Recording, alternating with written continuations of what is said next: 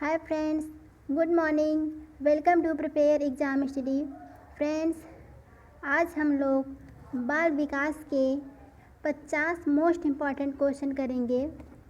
Friends, आप किसी भी टेट की तैयारी कर रहे हों, चाहे वो यूपी टेट हो, सुपर टेट हो, सी टेट हो, एमपी टेट हो, जो भी हो, आज की वीडियो आपके लिए हेल्पफुल होने वाली है। तो फ्रेंड्स, शुरू से लेके लास्ट तक बने रहना और चैनल पर नए हैं तो चैनल को लाइक और सब्सक्राइब कर लेना। तो चलिए फ्रेंड्स, क्वेश्चन पे चलते हैं। शरीर में सबसे लंबी हड्डी का नाम क्या है? फीमर, जो हमारे जांघ में होती है। शरीर में सबसे छोटी हड्डी का नाम क्या है? स्टेपीज, जो कान में पाई जाती है।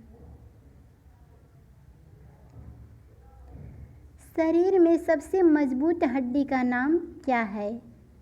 मंडिबल, जो जबड़े में पाई जाती है। जन्म के समय नवजात शिशु की त्वचा का रंग कैसा होता है?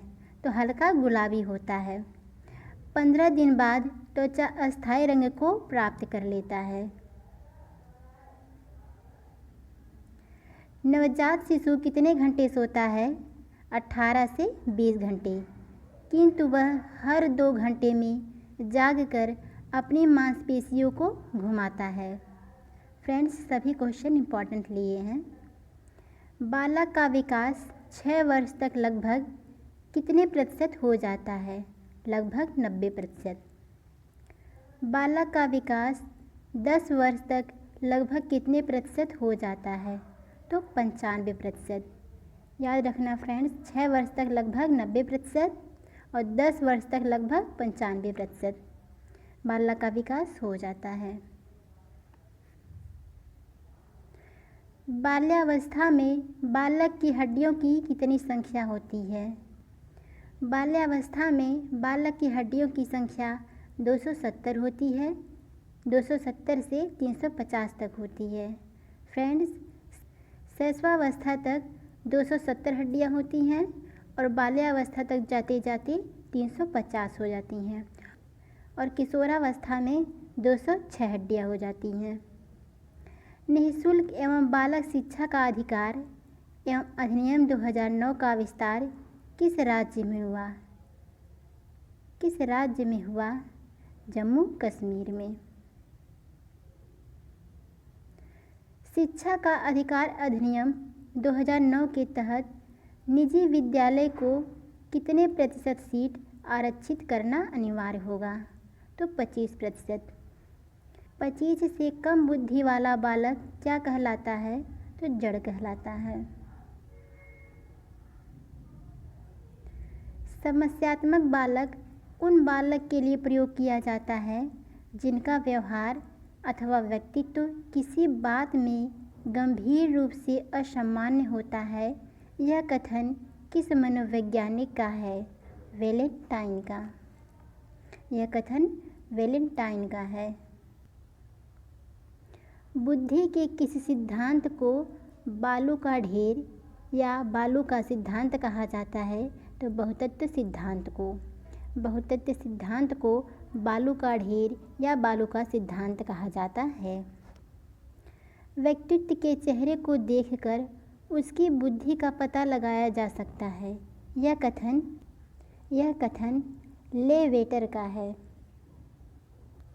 वे शिक्षार्थी जो समृद्ध ज्ञान और शैक्षणिक दक्षता को हार्दिक इच्छा प्रदर्शित करते हैं, उनके पास होता है निष्पादन उपागम अभिविन्यास।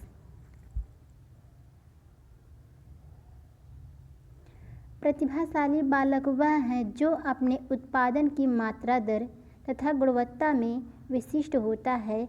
यह कथन दिया है किसने? टर्मन एवं ओडन द्वारा। यह कथन टर्मन एवं ओडन द्वारा दिया गया है। 12 वर्ष तक के बालक के मस्तिष्क का भार कितना होता है? तो लगभग 1200 ग्राम का होता है, जबकि एक स्वस्थ मनुष्य के मस्तिष्क का भार 1400 ग्राम का होता है।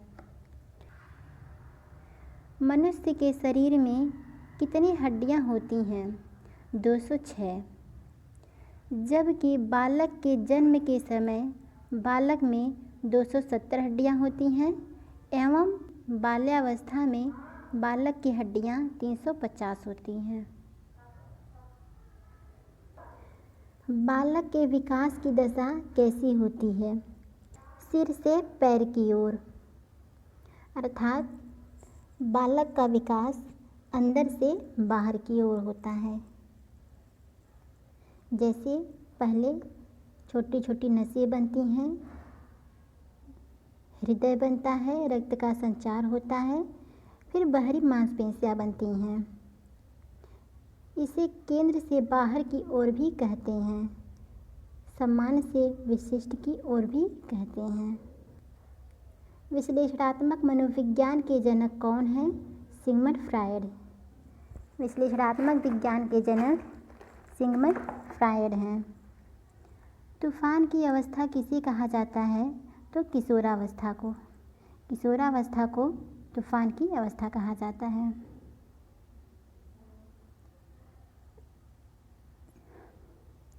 किशोरावस्था को तूफान की अवस्था किसने कहा?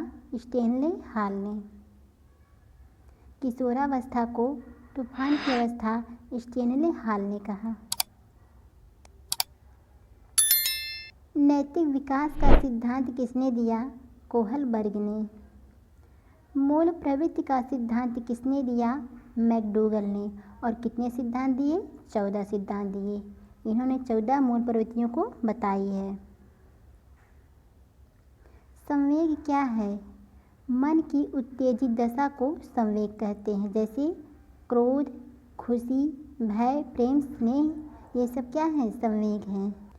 व्यक्तित्व का स्व सिद्धांत किसने दिया? व्यक्तित्व का स्व सिद्धांत कार्ल रोजर ने दिया। वह स्तर जिसमें बच्चा किसी वस्तु एवं घटना के बारे में तार्किक रूप से सोचना शुरू करता है, उसे कौन सी अवस्था कहा जाता है? तो उसे मूर्त क्रियात्मक अवस्था कहा जाता है। सृजनात्मकता मुख्य रूप से किससे संबंधित है? तो अपसारित चिंतन से। सृजनात्मकता अपसारित चिंतन से संबंधित है। चिंतन अनिवार्य रूप से क्या है? संज्ञानात्मक गतिविधि है। चिंतन जो है संज्ञानात्मक गतिविधि है।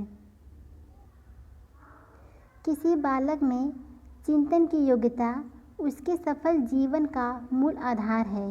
यह कथन किसका है? क्रो एंड क्रो का। यह कथन क्रो एंड क्रो का है। चिंतन की दृष्टि से किसी बच्चे में सर्वश्रेष्ठ चिंतन है तो इसे क्या कहेंगे? तार्किक चिंतन। चिंतन की दृष्टि से किसी बच्चे में सर्वश्रेष्ठ चिंतन है तो उसे तार्किक चिंतन कहेंगे। पियाजे के अनुसार किसी बालक में तार्किकता का अभाव किस आयु तक होता है? तो 7 वर्ष तक की। 7 वर्ष तक की तार्किकता का अभाव होता है। किसके अनुसार? पियाजे के अनुसार। किसी बच्चे के चिंतन में आयु के बढ़ने के साथ साथ किसकी प्रधानता बढ़ती है? तो तर्क की। जन्म के बाद किसी बालक में चिंतन का विकास कब प्रारंभ होता है? 2 वर्ष की आयु के बाद। किसी छात्र का बौद्धिक विकास, शारीरिक विकास तथा संवेगात्मक विकास उसके विकास की प्रक्रिया का कौन सा कारक है? तो आंतरिक कारक है।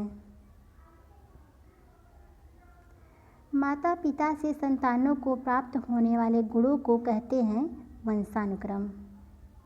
माता पिता से संतानों को प्राप्त होने वाले गुणों को वंशानुक्रम कहते हैं। फ्रेंड्स, अभी तक आपने चैनल को सब्सक्राइब नहीं किया है तो प्लीज़ ईमानदारी से सब्सक्राइब कर लीजिए। अधिगम की प्रक्रिया पूर्ण कब होती है? जब व्यवहार में अस्थायी परिवर्तन हो जाए। अधिगम की प्रक्रिया पूर्ण तब होती है जब व्यवहार में अस्थायी परिवर्तन हो जाए।